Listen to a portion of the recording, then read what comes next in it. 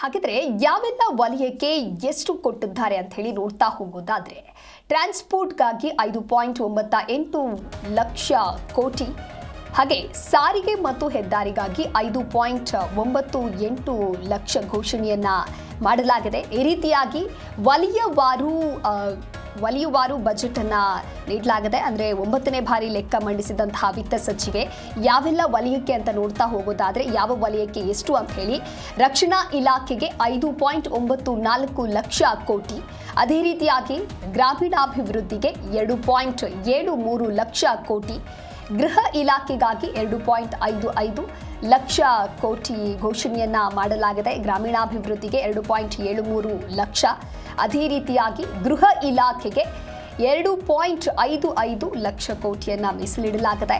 ಇನ್ನು ಕೃಷಿ ಸಂಬಂಧಪಟ್ಟಂತೆ ಕೃಷಿ ಇಲಾಖೆಗೆ ನೋಡ್ತಾ ಹೋಗೋದಾದ್ರೆ 1.62 ಲಕ್ಷ ಕೋಟಿಯನ್ನ ಮೀಸಲಿಡಲಾಗಿದೆ. ಈ ರೀತಿಯಾಗಿ ಘೋಷಣೆಯನ್ನ ಮಾಡಲಾಗಿದೆ, ಬಜೆಟ್ನಲ್ಲಿ ಮಂಡನೆ ಮಾಡಲಾಗಿದೆ. ಇನ್ನು ಶಿಕ್ಷಣ ಕ್ಷೇತ್ರಕ್ಕೆ ಅಂತ ಹೇಳಿದ್ರೆ 1.39 ಲಕ್ಷ ಕೋಟಿಯಷ್ಟು ಮೀಸಲಿಡಲಾಗಿದೆ. ಇನ್ನು ಇಂಧನ ವಿಭಾಗ ಅಂತ ಬಂದಾಗ 1.9 ಲಕ್ಷ ಕೋಟಿಯಷ್ಟು ಈ ರೀತಿಯಾಗಿ ಬಜೆಟ್ನಲ್ಲಿ ಮಂಡನೆಯನ್ನ ಮಾಡಲಾಗಿದೆ. ವಲಯವಾರು ಈ ರೀತಿಯಾಗಿ ವಿಂಗಡಣೆಯನ್ನ ಮಾಡಲಾಗಿದೆ. ನಂತರದಲ್ಲಿ ಆರೋಗ್ಯ ಇಲಾಖೆಗೆ 1.4 ಲಕ್ಷ ಕೋಟಿಯಷ್ಟು ಮೀಸಲಿಡಲಾಗಿದೆ. ನಗರಾಭಿವೃದ್ಧಿ ಇಲಾಖೆಗೆ 75,522 ಕೋಟಿಯಷ್ಟು ಮೀಸಲಿಡಲಾಗಿದೆ.